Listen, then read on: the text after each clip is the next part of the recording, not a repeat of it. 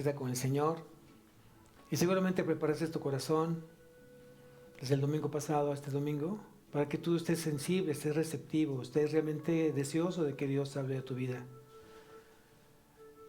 No hay casualidades, no existen las coincidencias, existen las diosidencias, y Dios permitió que hoy estuvieras esta mañana aquí. Él te trajo, Él cuidó, Él te protegió, te guardó toda la semana para que justamente estuvieras con Él en esta cita esta mañana. Yo te pido que cierres tus ojos y deja que Dios hoy tome el control de tu corazón, que tome el control de este lugar. Padre mío, te doy tantas gracias por el privilegio que tú nos das esta mañana de servirte. Gracias porque sé que tu Espíritu Santo mora en cada corazón. Y sé que tu Espíritu Santo está preparando este corazón, está haciendo de nosotros una tierra fértil, una buena tierra donde realmente hoy retengamos tu palabra oída, Señor. A través de un corazón bueno y recto, mi Dios. Anhelamos profundamente que esta mañana, Señor, seas tú el que hable a través del pastor, que sea tu Espíritu Santo el que guíe, que dirija, que nos enseñe, que nos instruya, que nos estorbe si es necesario, pero que seas tú, Señor, que sea tu Santo Espíritu el que toque cada corazón. Tú conoces hoy las aflicciones, tú conoces hoy las tribulaciones que cada corazón hoy trae, Señor. Yo te pido, Padre Celestial, que a través de tu palabra que hoy vas a hablar, esos corazones sean consolados, sean fortalecidos, y dales dirección, Señor. Esa dirección que hoy estamos esperando de ti, de lo alto. A veces nos sentimos un tanto perdidos, a veces nos sentimos un tanto dispersos, inseguros, con miedos, con temores, pero tú, Señor, tienes todo el poder de tocar nuestro corazón y darnos paz, de abrazarnos y calmar esa tribulación, esa aflicción. Gracias, mi Dios, por esta mañana, y que seas tú glorificado, Señor, a través de lo que se va a predicar esta mañana. Guárdanos, protégenos, guarda este lugar. No permitas que el enemigo haga escarnio de este lugar. Que no haya distractores que interrumpan tu palabra, Señor. Te lo pedimos en nombre de Cristo Jesús. Amén y amén. Bien, puede tomar asiento.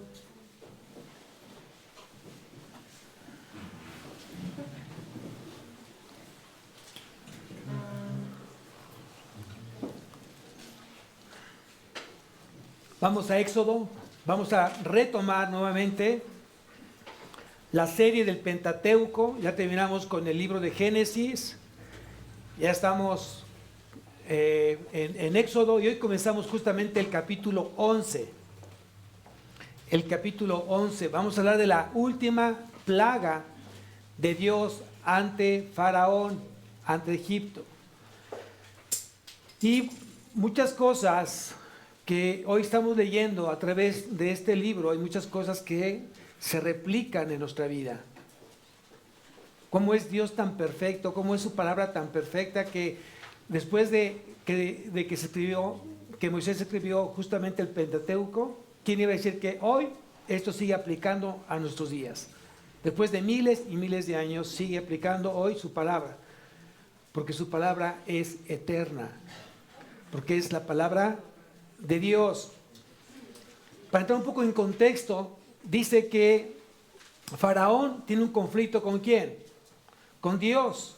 ¿Por qué? Porque no está dejando libre al pueblo de Dios. Dios tiene tiempo diciéndole que lo deje ir de ahí para irlo a adorar, para irle a servir.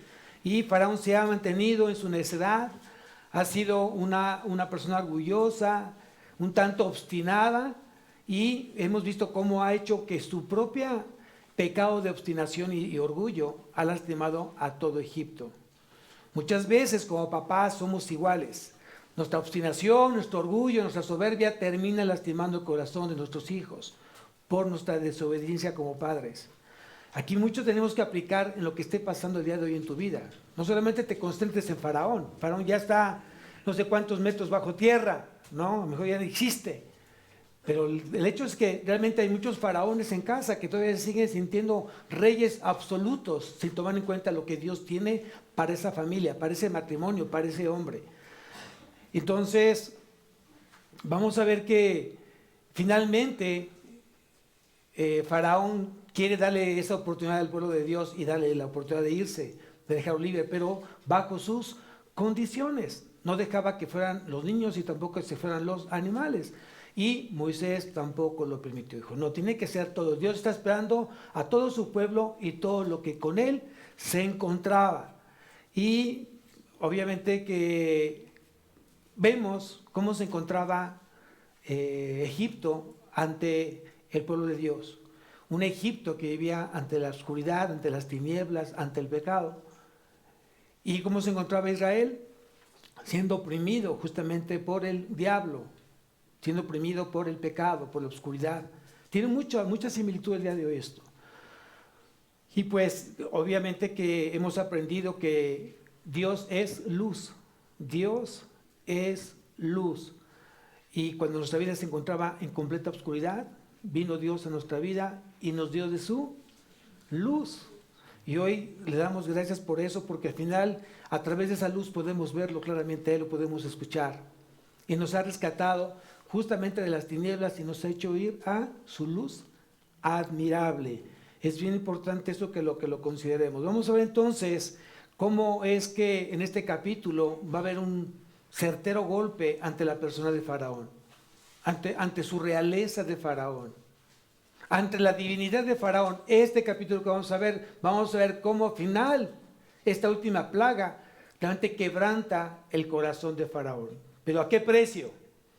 ¿A qué precio? Yo te pregunto a ti, ¿a qué precio quieres pagar para que realmente hoy puedas entregarle todo lo que Dios te está diciendo que le entregues? Dios te está dando muchas oportunidades y te ha hablado 1, 2, 3 y tú sigues necio. ¿Qué tiene que suceder para que tú realmente te entregues plenamente a Dios y sea Dios el que tome el control de tu vida? Ten mucho cuidado de no ser obstinado, de no pensar que solamente eres tú y que Dios no va a hacer nada, o que tú le vas a ganar a Dios. Jamás Dios ha perdido ni perderá ninguna batalla. Y vamos a ver justamente un ejemplo. Aquí en el capítulo 11 de Éxodo dice, Jehová dijo a Moisés, una plaga traeré aún sobre Faraón y sobre Egipto, después de la cual él os dejará ir de aquí y seguramente os echará de aquí del todo. Obviamente que ya el pueblo de Faraón estaba ya cansado de tanta plaga, de tanta situación de muerte, de plaga que había lastimado sus cosechas, había matado animales, había habido infestión de ranas, de piojos, de moscas, de granizo, y ya estaba cansado el pueblo de Dios, el pueblo de Egipto. Muchas veces cuando tú cansas a alguien, ¿qué hace? Ya no, ¿para qué no molestes? Ahí está, ¿no? Ya lo que quería el pueblo de Egipto es dejar ir al pueblo de Israel, porque a través de él pues no la estaban pasando nada bien, pero Faraón no veía justamente con los mismos ojos que su pueblo. Y aquí dice entonces Dios que seguramente os echará de aquí del todo. Versículo 2, habla ahora al pueblo y que cada uno pida a su vecino y cada una a su vecina alhajas de plata y de oro. Hay que entender el contexto. ¿Cuánto tiempo estuvo esclavizado Israel ante Egipto? 430 años. ¿Suenan pocos? Serán mucho. Y pregúntate, ¿cómo vivieron esos 430 años? ¿En Cancún? ¿Tenían sus vacaciones? ¿Tenían sus prestaciones? ¿Tenían sus utilidades, su aguinaldo? ¿Lo tenían? ¿Tenían su carro, su chofer? ¿Lo tenían? No. Creo que fueron los 430 años más fuertes que en ese periodo había pasado Israel. Seguramente no tenían sueldo, seguramente no comían más que las migajas que caían sobre la mesa de Faraón. ¿Cuánta gente no murió en ese intento de servirle a Faraón? Entonces la pregunta es, ¿no era que Dios permitiera recuperar todos esos sueldos caídos que nunca tuvo? ¿Era justo o no era justo? Yo pienso que sí. Si tú con 5, 10, 15, 30 días ya dices, ya quiero ya vacaciones, imagínate 430 años estar esclavizado a puro sol, a pura agua. O sea, muchas veces no consideramos eso. Y a veces nos dejamos, ¿por qué Dios? Pues porque era algo justo para su pueblo. Ya habían trabajado muchos años y sin recibir nada a cambio. Y por eso decía Dios, no voy a permitir que mi pueblo salga con manos vacías. Sigo leyendo, versículo 3, y Jehová dijo gracia, y Jehová dio gracia al pueblo en los ojos de los egipcios. También Moisés era tenido por gran varón en la tierra de Egipto, a los ojos de los siervos de Faraón y a los ojos del pueblo. ¿Qué quiere decir eso? Cuando alguien realmente te tiene en alto, en gran estima, es que has dado un muy buen testimonio delante de los ojos de Dios. Cuando alguien te estima, cuando alguien dice, reconozco realmente el caminar de ese varón, el caminar de esa gran mujer de Dios, cuando alguien realmente lo nota, es porque realmente has dado un excelente testimonio. Quiero que todos perseguimos ser un buen testimonio. No solamente aquí los domingos, aquí es muy fácil. Voltea a ver que está al lado. ¿Qué cara le ves? De santo, de santa. No, aquí es fácil. Aquí está súper bien, aquí ves todo junto, ahí súper, no, estamos en el mejor lugar, claro. Aquí el tema es cuando sales de este lugar. Aquí es la gran encrucijada. ¿Qué pasa después de que sales de este lugar? Te transformas como el hombre verde.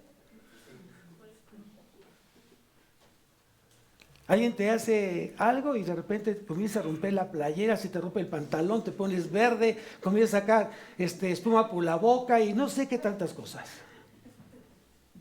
Cuando realmente deberíamos nosotros de mantenernos como ahorita, así, tranquilos, en paz, no importando las tribulaciones, no importando los problemas, tienes que mantenerte justamente así para que seas testimonio ante Dios y ante los hombres. Amén. Y aquí dice que a Moisés le tenían en gran estima y seguramente por ese ejemplo que daba. Versículo 4, dijo pues Moisés, Jehová ha dicho así, a la medianoche yo saldré por el medio de Egipto y morirá todo primogénito en tierra de Egipto, desde el primogénito de Faraón que se sienta en su trono hasta el primogénito de la sierva que está tras el molino y todo primogénito de las bestias. Wow. Acordémonos que los primogénitos y los primeros animales que nacían en los establos eran sagrados ¿para quién? Para Faraón. En la plaga anterior, ¿se acuerdan que fue la plaga de las tinieblas? Ahí que demostró Dios que el sol, que era el dios de Egipto, le daba ¿qué? Adoración a Dios de Moisés. Porque cuando llegaron esa plaga de tinieblas, el sol desapareció, no había más luz.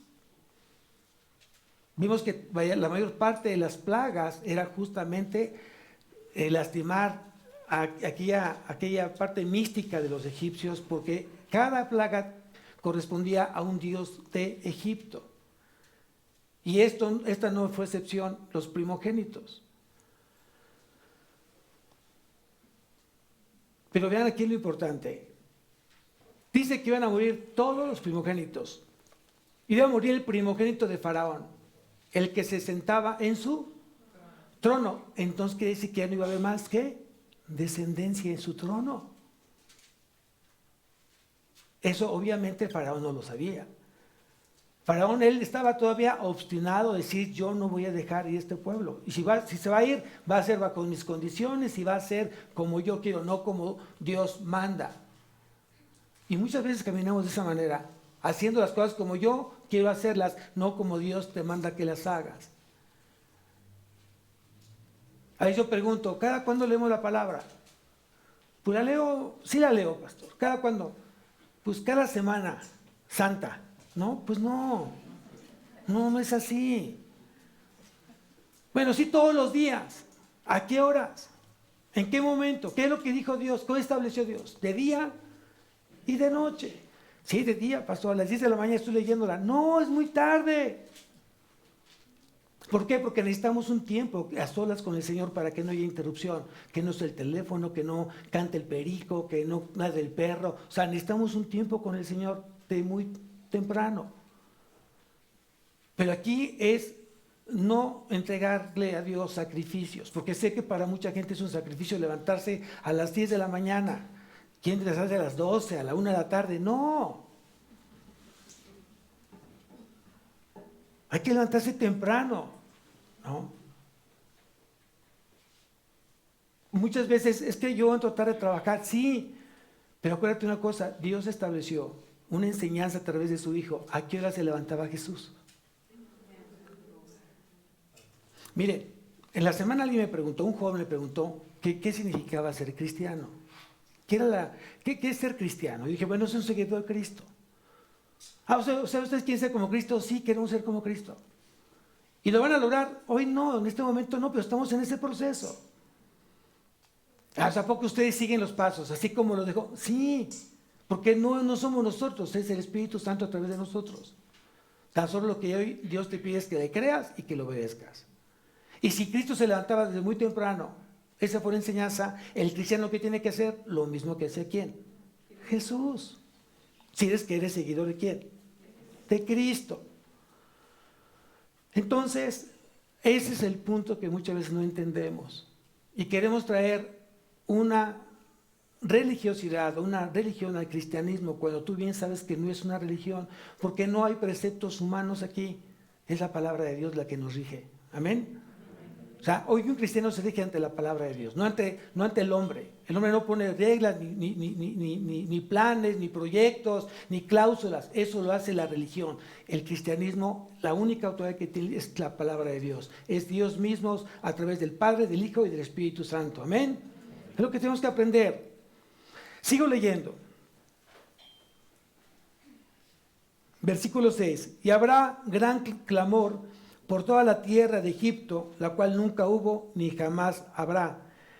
Pero contra todos los hijos de Israel, desde el hombre hasta la bestia, ni un perro moverá su lengua, para que sepáis que Jehová hace diferencia entre los egipcios y los israelitas. Claro, Dios hace una gran diferencia entre las tinieblas y la luz. Dios hace una gran diferencia entre lo santo y lo profano, entre el creyente y no creyente, entre el justo y el injusto. Dios hace una gran diferencia. Y eso tienes que aprenderlo. Yo a alguien le pregunté, ¿tú crees que las pruebas de Dios son para todos? ¿Tú crees que las aflicciones, los problemas, los conflictos que Dios permite es para todos? La respuesta es no. La respuesta es no. Solamente la prueba, los conflictos, los problemas de parte de Dios son para sus hijos. ¿Por qué? Porque tú sabes que detrás de una prueba viene un crecimiento espiritual. Cada vez que estás en prueba, Dios lo que quiere es un crecimiento espiritual, una madurez espiritual. Y por eso iba a haber una gran diferencia entre Egipto e Israel, entre los egipcios y los israelitas. La muerte de los primogénitos no iban a tocar al pueblo de Dios. Y tú tienes que aprender esa parte. No sé por qué tú ves con miedos y temores.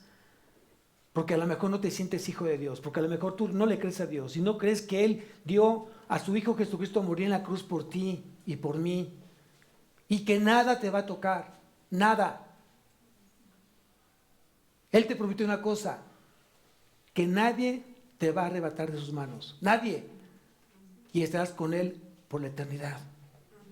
Eso fue lo que te prometió. ¿Por qué tienes miedos? ¿Por qué tienes temores? ¿Por qué vives una vida así? De aflicción. Ya no tienes uñas, ya no tienes cabello. Porque estás con una ansiedad tremenda, con una desesperación tremenda. No puedes ni dormir. Y yo pregunto, ¿por qué? Si tú dependes del dueño del oro y de la plata y de todo el creador, todo el que hizo los cielos y la tierra, de Él dependes.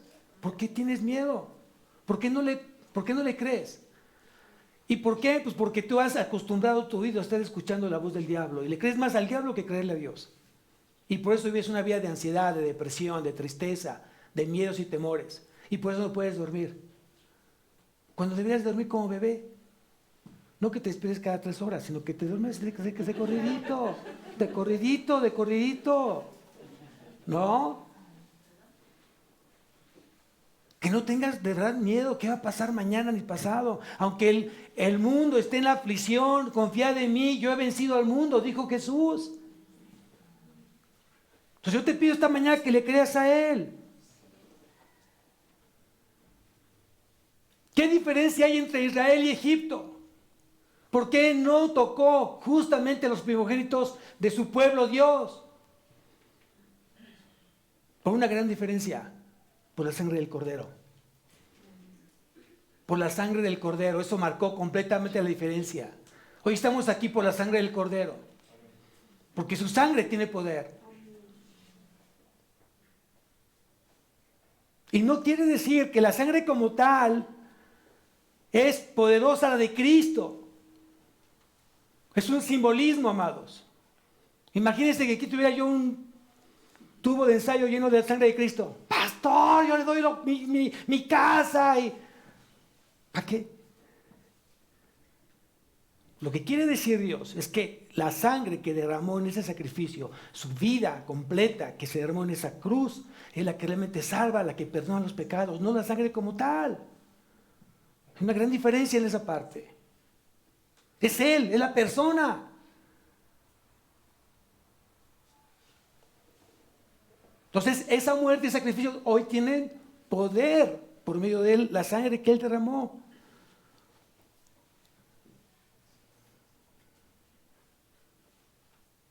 Y justamente cuando fueron obedientes al sacrificar a ese animal, ¿no? A ese carnero. ¿Y qué hicieron con la sangre? ¿Qué les pidió Dios? Que tenían que pintar, ¿qué? Los marcos de la puerta para que cuando pasara el ángel de la muerte pasara de largo. Pasara de largo. Es lo que tenemos que aprender. Yo te pregunto si realmente está marcada tu casa, tu vida con esa sangre del Cordero. Tus hijos, tu familia, tu trabajo. Porque Él tiene el poder de proteger todo lo que Él te ha dado. ¿Qué no se lo dijo el diablo a Dios? ¿Cómo quieres que yo trabaje contra Job si Él está cercado por ti? Todo lo tienes cercado, todo lo tienes cercado.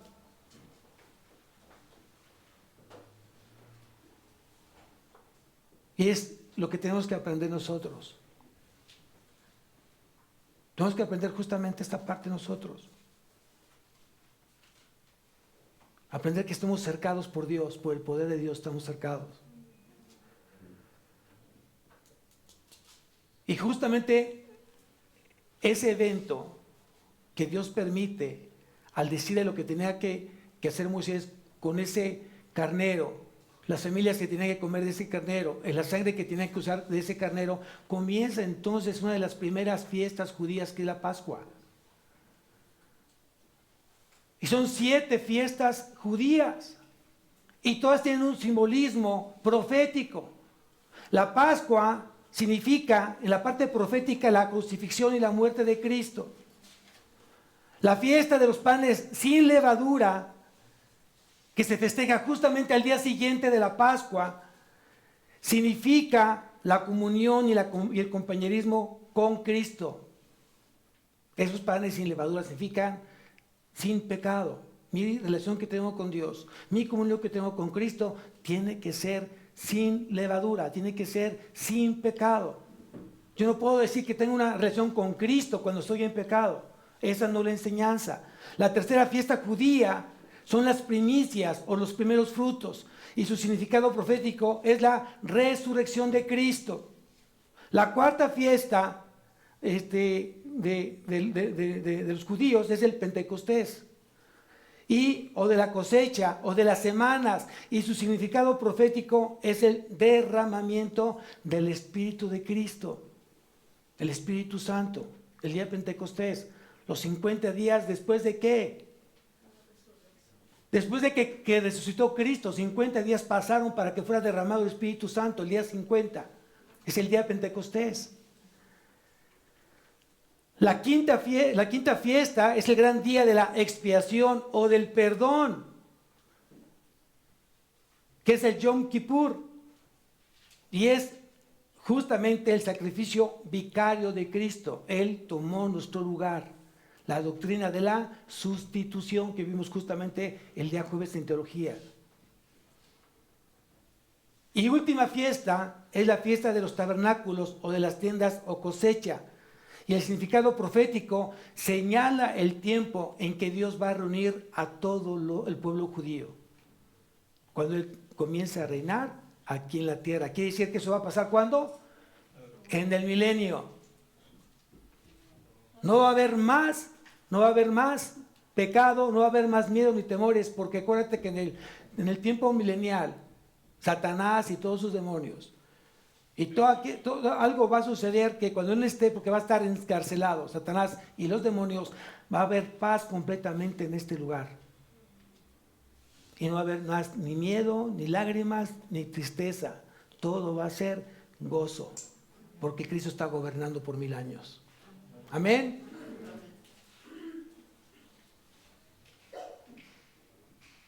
Pero me quiero concentrar un poco en la parte de la 9ª plaga, que son la plaga de las tinieblas. Piense lo importante que es entender esta plaga de las tinieblas. Dios atacó justamente a través de las tinieblas, a través de la oscuridad, a través del pecado, Dios atacó la brujería, la idolatría, el orgullo, la indiferencia y todo lo que ustedes puedan pensar.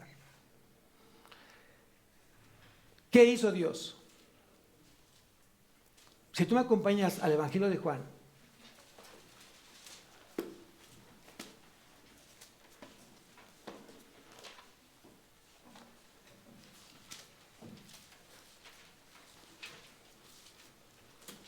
capítulo 1,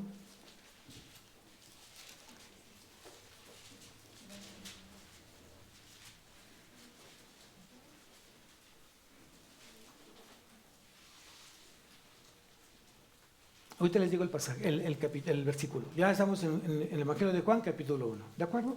¿Todo lo tienen? Voy a hacer una pregunta. Quiero que me vayas acompañando para que medites en esto. Hoy tenemos un mundo exitoso en la parte científica. Hay grandes cosas que ha creado el mundo hoy en día. Muchas cosas. Y nos ha sorprendido, ¿no? Hoy por hoy tenemos un celular que lo que ha hecho el celular es justamente eso, distraernos. No, no es cierto. Es acortar distancias, ¿no? Hoy en un solo aparatito tienes internet, tienes amigos, tienes el tema de cómo llevar una buena administración financiera en tu casa, tienes le puedes sacar un buen jugo a la parte de lo que es el teléfono celular, como muchas otras cosas. Un avión supersónico, o sea, hay muchas cosas muy buenas que ha hecho el hombre, pero desafortunadamente hoy sabemos que el progreso humano ha tenido un precio, una gran depravación, una gran caída en la parte inmoral. Los grandes reinos, el más cercano fue Roma, fue destruido por sí mismo, por su tanta depravación, por tanta inmoralidad que existía ya en ese lugar, que se autodestruyó. Entonces, aquí vemos una gran densa de oscuridad que va avanzando día con día. Cuando tú entras cuando vas manejando y de repente entras a un banco de niebla, puedes encontrarte una gran niebla o banco de niebla que no te permite ver más allá de 2 metros.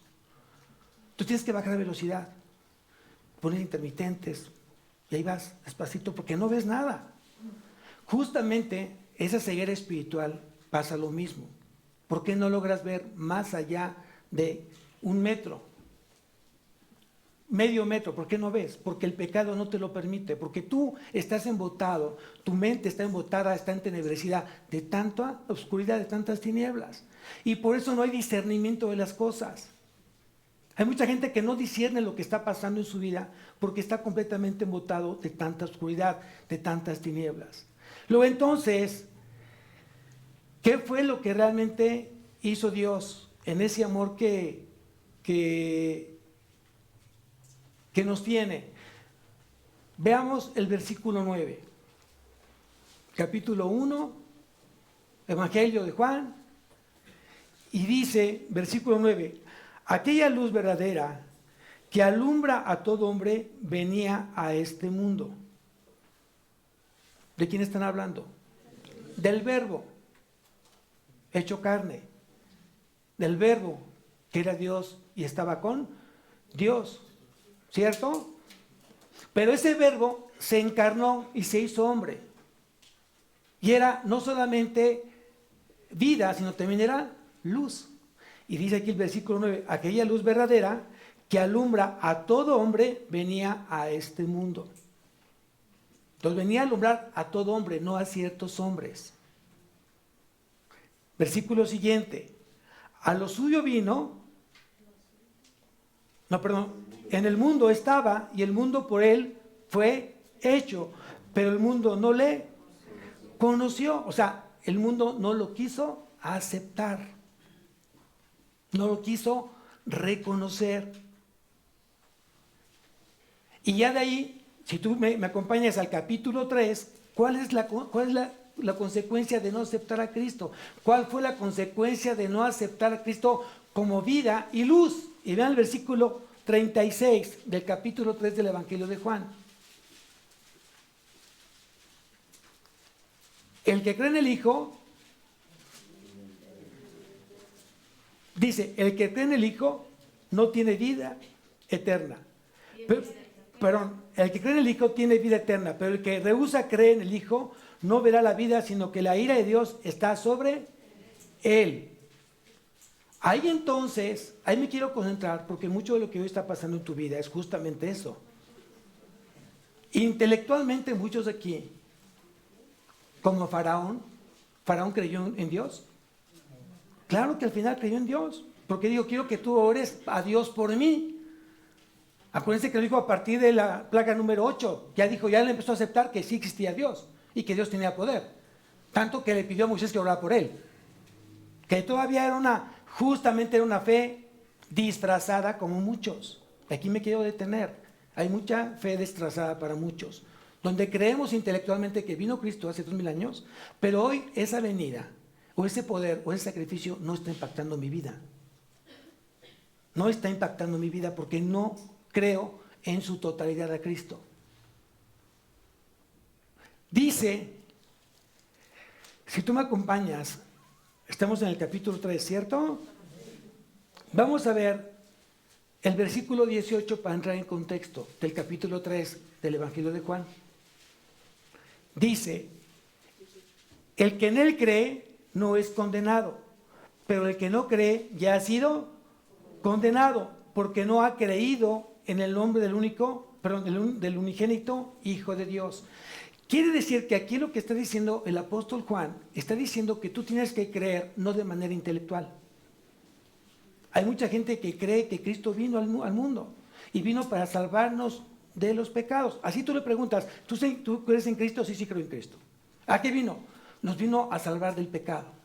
O sea, intelectualmente sabe a qué vino Cristo. Y yo pregunto, ¿alguien es salvado porque tú conoces de Cristo? No. Porque entonces todos tendríamos salvación. Por el simple hecho de saber que Cristo vino a morir en la cruz y salvarnos de los pecados. ¿Qué es lo que te salva? ¿Qué es lo que te salva? ¿No? Lo que te salva es justamente la gracia que derramó Dios en tu vida y que por medio de la fe hoy en Cristo eres salvo. Esto quiere decir que no es por obras para que nadie se gloríe. No hay una obra suficientemente buena para que te haga ser salvo. Es simplemente la gracia de Dios por medio de la fe en Cristo Jesús. Entonces quiere decir que el conocimiento que está demandando el apóstol, el conocimiento que está demandando Cristo es un conocimiento vivencial y no tan solo intelectual. Y entonces aquí dice quiénes sí son condenados y quiénes no son condenados. Y vean el versículo siguiente, el versículo 19, que esa es la base de esta parte que estamos hoy platicando. Dice ahí, Y esta es la condenación, que la luz vino al mundo y los hombres amaron más las tinieblas que la luz, porque sus obras eran malas. ¿De dónde venían esas obras? Si eran obras malas, ¿de dónde venían? Del maligno. Entonces muchas veces tú te haces un objeto o te haces un instrumento del maligno, de Satanás, por esas obras malas. Y me puedes decir esta mañana: pastor, yo no mato, yo no secuestro, yo no robo, yo no asesino. Pero hay otros pecados que estás cometiendo, simplemente el no creer, porque no estamos reflejando justamente lo que Dios quiso que reflejáramos, que es a nuestro Señor Jesucristo. ¿Para qué fue que fuimos escogidos por Dios? Porque el que te llamó fue Dios. ¿Para qué te escogió? Para recuperar nuevamente esa imagen y semejanza que el pecado distorsionó en tu vida. Romanos capítulo 8, versículo 29 lo dice claramente ahí. Tienes que aprender que Dios te escogió justamente para eso, para que nosotros hoy reflejemos la imagen y semejanza de Cristo. ¿A través de quién? Del Espíritu Santo. Para eso nos llamó.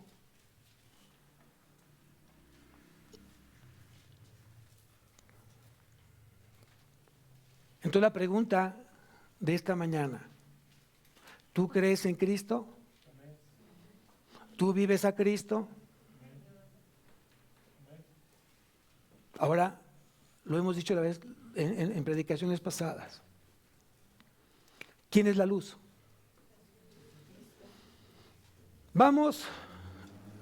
Estamos en el Evangelio de Juan, vamos al capítulo 8, versículo 12.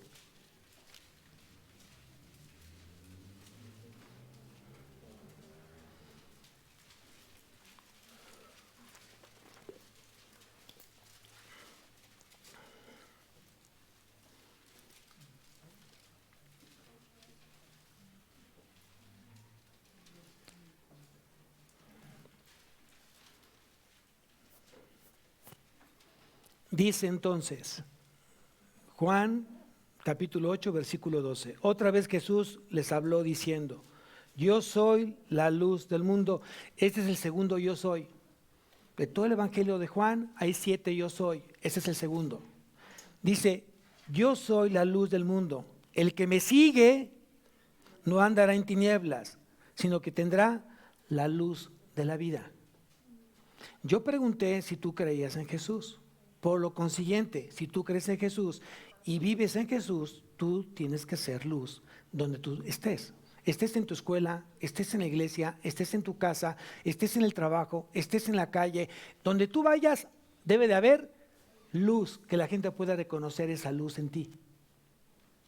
Porque ¿dónde está Cristo? ¿A dónde invitaste a Cristo? A que habitara en tu corazón. Y tú sabes que Cristo jamás se va a salir de tu corazón. Ahí está. ¿Junto con quién? Junto con el Padre y junto con el Espíritu Santo, porque Dios no se puede dividir. Están las 3 personas divinas dentro de ti. Y Cristo no se va a salir. Ahí está. Por tanto, si Cristo es luz, tú tienes que ser luz. No tengo luz. Yo soy luz a través de Cristo en mí, porque ya no vivo yo, mas Cristo vive en mí. Es lo que dice Pablo. Amén. Ahora bien, sígueme con cuidado. Cristo vino a liberarte de toda la oscuridad espiritual. ¿Por qué? Porque Dios es luz. Primera de Juan, capítulo 1, versículo 5. Ahí lo dice: Dios es luz. ¿Y es la luz qué? Verdadera.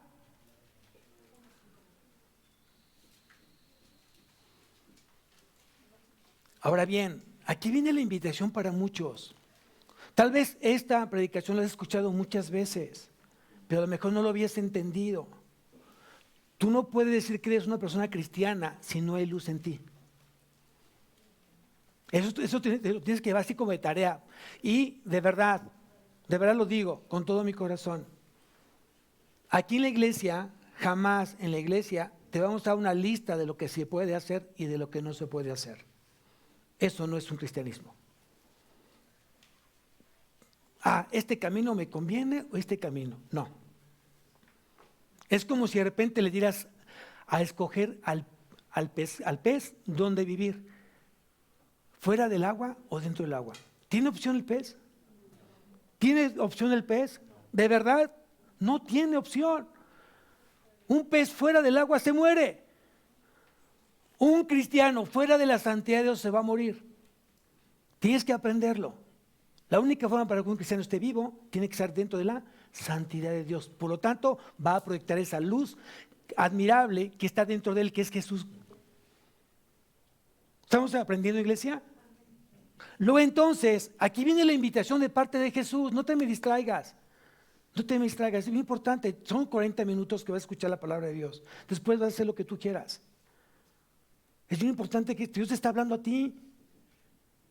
Porque de verdad que muchos van a llorar. Cuando venga el arrebato y se queden, no va a haber otra opción ahí. No es una segunda oportunidad de que, bueno, ya me quedé, me voy al siguiente vuelo. No, ya no va a haber más. Es una sola vez. ¿Habrá alguien que salve después del rapto? Sí, pero no esta generación. Entonces escucha bien lo que te estoy diciendo. Aquí viene la invitación para ustedes, de parte de Dios. Y quiero que me acompañes al capítulo 12 de Juan.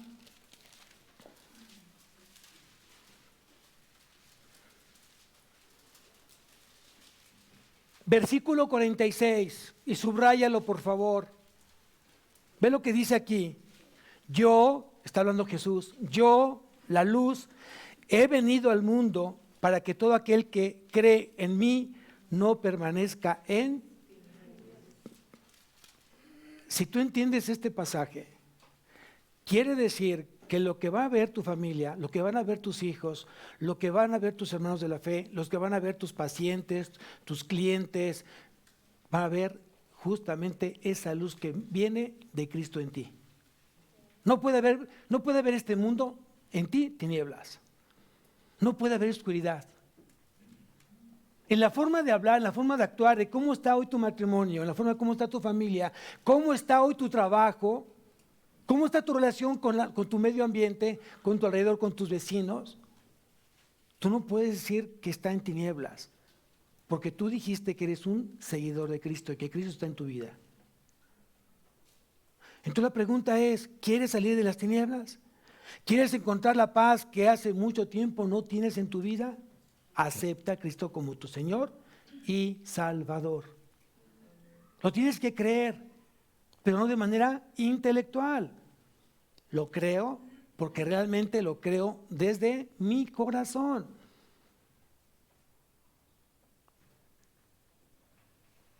Es muy importante, yo lo creo desde mi corazón. Y es la gran diferencia para muchos de que vas a empezar entonces a tener esa luz que debería estar en tu vida y que tendrías que tener esa paz que viene justamente ¿de quién? De Cristo.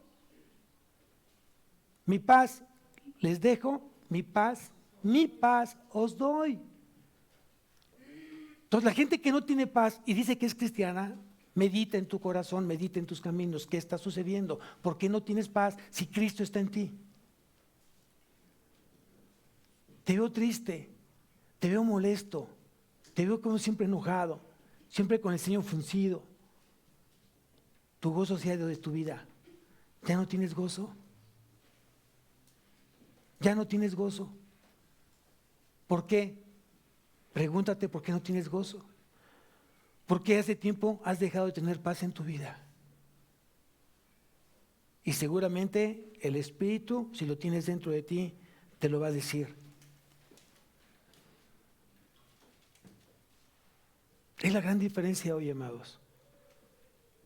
Si Dios permitió las tinieblas en Egipto, era justamente para saber que así está nuestra vida, o así estuvo nuestra vida cuando no teníamos a Cristo. Estábamos en tinieblas, en oscuridad total. Miren, vamos a Romanos, capítulo 1.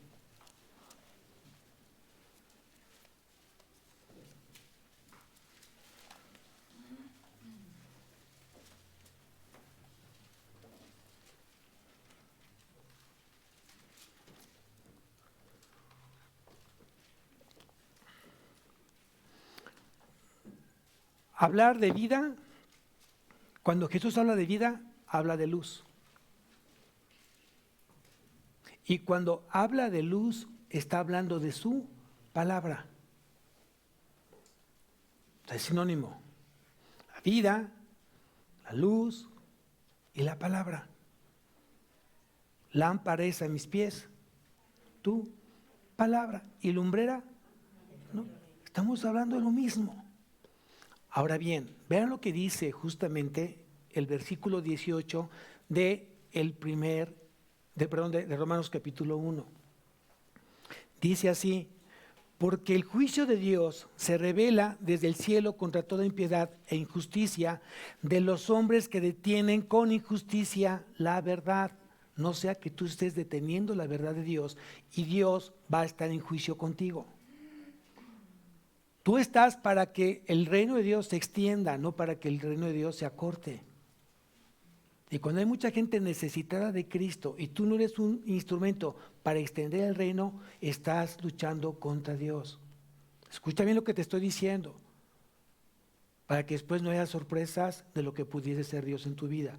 Pero aquí dice que el juicio de Dios estará en tu vida si estás deteniendo su verdad, o la verdad de Dios. Sigo leyendo: porque lo que de Dios se conoce, le es manifiesto, pues Dios se lo manifestó. Porque las cosas invisibles de Él, su eterno poder y deidad, se hacen claramente visibles desde la creación del mundo, siendo entendidas por medio de las cosas hechas, de modo que no tienen excusa.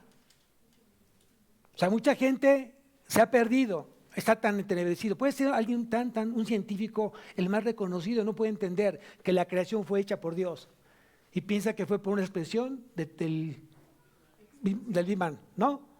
Piensa que fue el Big Bang, esa explosión que puso todo en orden y de ahí salimos. Una persona científica, pero está embotada en la parte que espiritual, por eso no entiende. Y aquí dice que no hay nada, o sea, nada te puede excusar de no poder aceptar que toda la creación, ese cielo maravilloso en las noches, ese sol precioso, ese oxígeno, ese mar, esa flor, ese pájaro, ese animal, nosotros, lo pudo haber hecho una explosión. O sea, alguien que estamos en Cristo, digo, por supuesto que es la obra de Dios. Por supuesto que es la obra de Dios. Y vean lo que dice más adelante, dice: pues habiendo conocido a Dios. Fíjense aquí qué terrible. Hay mucha gente que conoce a Dios. Y dice aquí: pues habiendo conocido a Dios, no le glorificaron como a Dios, ni le dieron gracias, sino que se envanecieron en sus razonamientos, y su necio corazón, ¿qué dice ahí? Fue oscurecido por tanto pecado en el que se encuentran. Vuelvo a repetir, me vas a decir: pastor, yo no mato, yo no violo, yo no secuestro, yo no asesino. Sí, pero hay otros pecados que te tienen botada tu mente. Pregúntate, si realmente no puedes durar 3 horas, 2 horas leyendo la palabra, porque a los 5 minutos estás durmiendo, algo está pasando en tu vida espiritual. Si tú ves una predicación y no aguantas una predicación, y a los 5 minutos estás roncando, aguas, ten mucho cuidado. Porque justamente algo está pasando en tu mente, está entenebrecida. Está llena de pecado. Pecado no confesado o pecado oculto. Hay que preguntar al Espíritu. Si hay un pecado oculto no confesado, Señor, muéstramelo para pedirte perdón por cada uno de ellos. Así tiene que ser. Ahora sigo leyendo. Profesando ser sabios, se hicieron necios. Vas a encontrar una persona que no es luz, necio. Es una de sus características. Entonces esa necedad viene justamente porque se sienten sabios en su propia opinión. Sigo leyendo: y cambiaron la gloria de Dios incorruptible en semejanza de imagen de hombre corruptible, de aves, de cuadrúpedos y de reptiles. Aquí entra mucho la idolatría. Sigo leyendo: por lo cual también Dios los entregó. Por lo cual también Dios los entregó a la inmundicia en las concupiscencias de sus corazones, de modo que deshonraron entre sí sus propios cuerpos, ya que cambiaron la verdad de Dios por la mentira, honrando y dando culto a las criaturas antes que al Creador, el cual es bendito por los siglos. Amén. Por eso Dios los entregó a pasiones vergonzosas, pues aún sus mujeres cambiaron el uso natural, pues es contra naturaleza. Ten mucho cuidado en esa parte, está creciendo mucho el homosexualismo. El lesbianismo está creciendo de una manera sorprendente, justamente por el pecado que hay en el mundo. Sigo leyendo. Y de igual modo, también los hombres, dejando el uso natural de la mujer, se encendieron en su lascivia unos con otros, cometiendo hechos vergonzosos, hombres con hombres, y recibiendo en sí mismos la retribución debida a su extravío. El SIDA no es gratis. Y creo que la fiebre del mono no es gratis. Es justamente el pecado de Sodoma y Gomorra nuevamente aquí en la tierra. Sigo leyendo. Y como ellos no aprobaron tener en cuenta a Dios, Dios los entregó a una mente reprobada para hacer cosas que no convienen. Estando atestados de toda injusticia, o sea, de todo pecado, de tanta tiniebla en su vida, dice, estando atestados de toda injusticia, fornicación, perversidad, avaricia, maldad, llenos de envidia, homicidios, contiendas, engaños, malignidades, murmuradores, detractores, aborrecedores de Dios, injuriosos, soberbios, altivos, inventores de males, desobedientes a los padres, necios, desleales, sin afecto natural, implacables, sin misericordia, quienes habiendo entendido el juicio de Dios, que los que practican tales cosas son dignos de, ¿qué dice ahí? Está terrible, amados. Aquí le está hablando Pablo. Dice, pues habiendo conocido a Dios, no le glorificaron. Quiere decir que ya conocían de Dios. No es la gente que no conocía a Dios, la gente que ya conocía a Dios y que sigue justamente en estos pecados. Y dice, por terminar, dice, quienes habiendo entendido el juicio de Dios, que los que practican tales cosas no son dignos de muerte, no solo las hacen, sino que también se complacen con los que las practican. Yo creo que la única forma de regresar al diseño original de Dios es obviamente a través de la regeneración, a través del nuevo nacimiento. No hay otra forma. Donde va a haber una conversión genuina de parte mía al momento que yo creo en Jesús. Yo hoy soy bautizado entonces en ese momento en Cristo, Cristo me bautiza con el Espíritu Santo y después de ser discipulado me puedo bautizar en agua. Y ahí termino con la enseñanza y el mandato de Jesús, el bautismo en agua. Pero antes tenía yo que nacer de nuevo. Yo no puedo ser bautizado en agua si antes no entiendo justamente qué es nacer de nuevo. Entonces todo tiene un porqué. Todo tiene un porqué. Pero me quiero quedar con esto y quiero invitarte a que reflexiones en lo que dice en la segunda carta de Pedro, capítulo 2. ¿Dije segunda carta de Pedro? No, primera carta de Pedro, capítulo 2.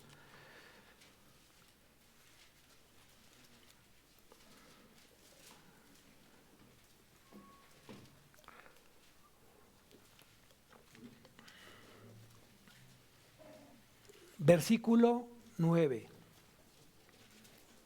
Segunda carta de Pedro, capítulo 2. Perdón, primera carta de Pedro, capítulo 2, versículo 9. ¿Esa vez estaban despiertos?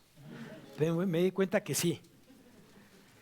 Dice entonces, amados, no es cierto, mas vosotros sois linaje escogido. ¿Qué somos? Somos un linaje. Alguien que es de linaje significa que no, no es cualquier linaje, no es cualquier linaje, no es cualquier descendencia. Eres de alta alcurnia. ¿No? ¿No? Vean de dónde provienes, de dónde eres, de dónde trajo, quién eres. Dice aquí, mas vosotros sois linaje escogido, real sacerdocio. Yo he entendido que la realeza solamente son de reyes. Entonces yo soy de un gran linaje y aparte soy real sacerdocio. Nación santa. Quiere decir que la nación donde yo pertenezco es apartada para Dios. Pueblo adquirido ¿por quién? Entonces tú eres alguien que adquirió Dios a través de la sangre de Cristo, porque fuimos comprados por la sangre de Cristo. Sí necesitamos orar para poder entender esto y que eso sea suficiente en tu vida y que eso te haga realmente mover muchas cosas de tu vida que todavía siguen inamovibles, porque todavía no estás creyendo quién eres. Pero dice claramente que soy linaje escogido, real sacerdocio, nación santa, pueblo adquirido por Dios. ¿Con qué propósito Dios nos escogió? ¿Con qué propósito Dios te adquirió? ¿Por qué eres real sacerdocio? ¿Por qué eres nación santa? Dice claramente para qué.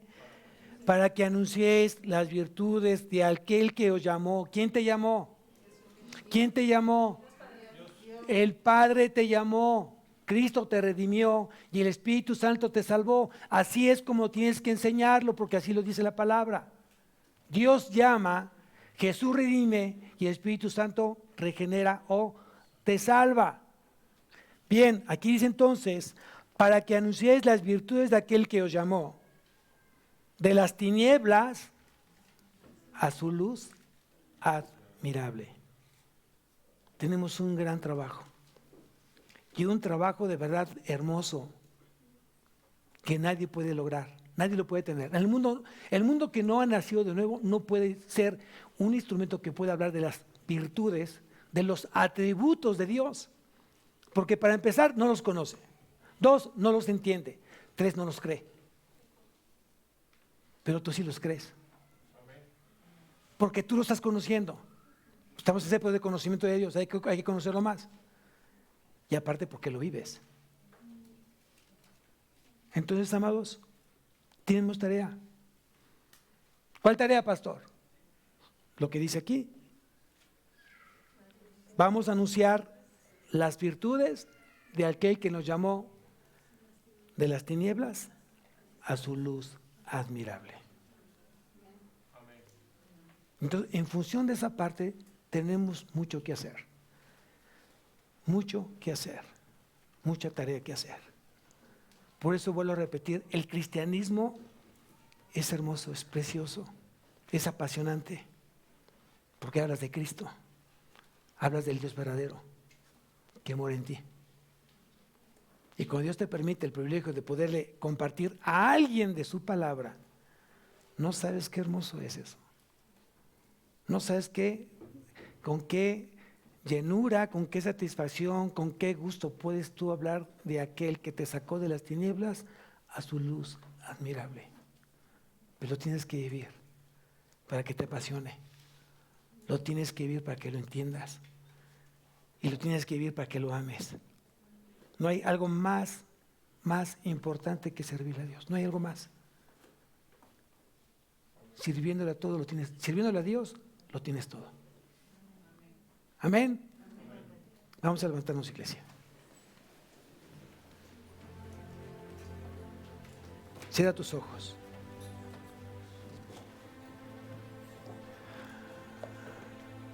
Tal vez sea el día que Dios tenía para ti. Cierra tus ojos. Y tal vez hoy te invito para que realmente tú confieses con tu boca que Jesús es tu Señor y Salvador.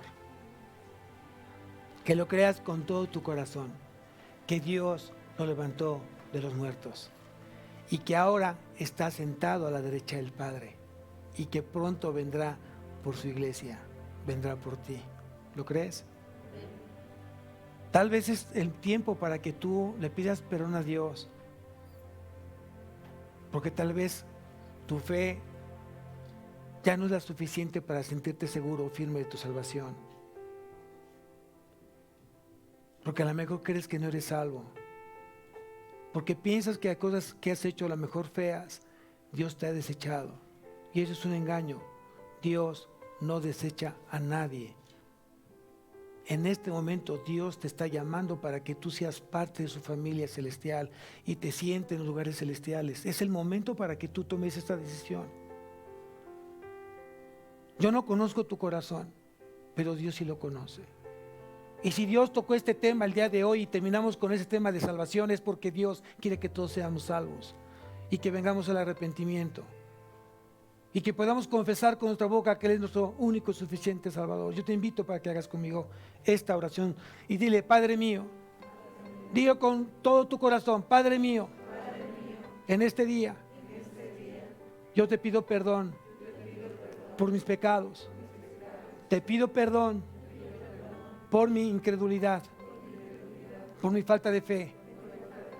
Te he ofendido en muchas ocasiones, te he fallado muchas veces. Perdóname, Señor. Hoy reconozco que tú enviaste a tu único Hijo, a Jesucristo, a que pagara por mí en la cruz. Señor Jesucristo, hoy te invito, hoy creo que tú moriste en la cruz por mí y te invito a que vivas en mi corazón el resto de mi vida.